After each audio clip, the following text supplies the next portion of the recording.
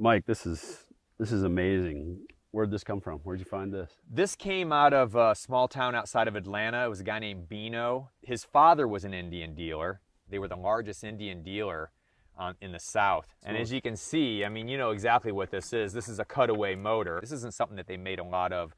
And the significance of this motor, other than it being a Cutaway, is that it's the first-year chief. So this would have been something that they would have educated the dealers with when they came to the factory, you know, so they could go through the motion on the new motor and look at the flywheels and see what the difference is between it and the Scout. And go through the gears. If you notice the Schebler carburetor, the bowl is actually cut out here. There's actually a cork float in there. There's still a cork in there. I know, it's unreal. You know, the detail on this motor is incredible, and you know as well as I do that all of this was done by hand back then, a lot of it, you know. Is this something that you guys are still doing with these Cutaways? I mean, anytime you do any significant technological advance, you know, you want to do something to communicate it to the public, and like you said, to the dealers. We don't do a lot of them.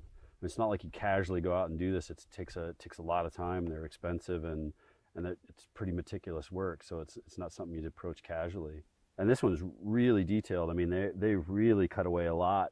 I mean, to go to the trouble of doing the carburetor, to go to the trouble of doing the nickel on the cylinders. Yeah. But a lot of people, when they look at something like this, even if you don't like motorcycles, you know, even if you're not a real true enthusiast like a lot of us are, it's a piece of art.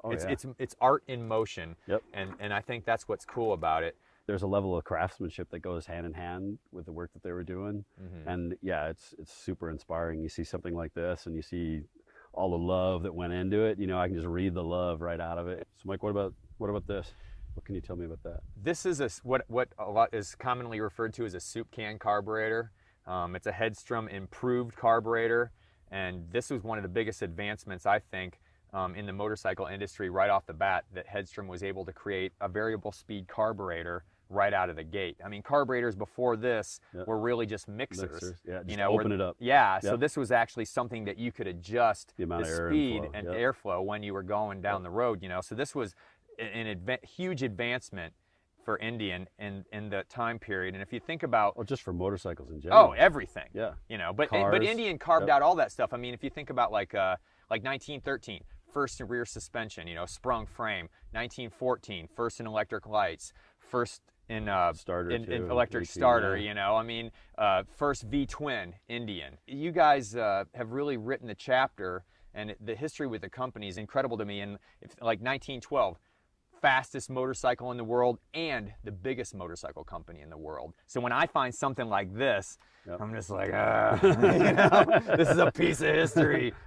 So what about, what's all this? What else we got? This is a toolkit from an Indian. A lot of the wrenches that you're going to find back in the day, they're actually going to say Indian Motorcycle Company on them. Yeah. You know, even that wrench right there is a collectible.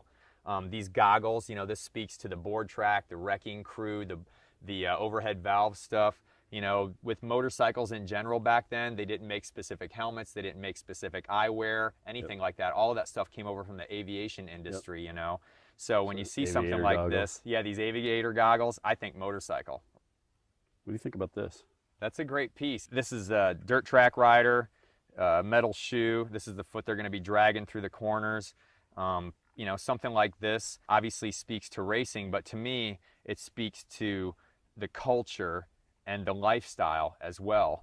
What's great about this piece is the leather boot still here. Yeah. I find the metal shoes a lot of times, but I never find the boot itself. Yeah, and you can really tell that's the boot. Yeah, it is, man. In there, yeah. It's got the imprint. So where did this come from? How much chicken crap did you have to dig through to get to this? Actually, I didn't have to pull this out of anything like that. The Power Plus motor came out in 1916 with Indian, side valve, flathead. You know, the cool thing about this motor is Harley didn't come out with anything like this until the 30s when they come out with the VL series, you know, things like that. So actually, a lot of the Harley guys back in the 30s, when Harley introduced their new motor and it looked like this, they thought it was a ripoff of the Indian Motorcycle Company. Wow. Yeah. Does something like this inspire you as far as like the design that you have to do now? Yeah, we're trying to make a connection. Definitely trying to make a connection. You got to be able to look back there and see all that heritage, you know.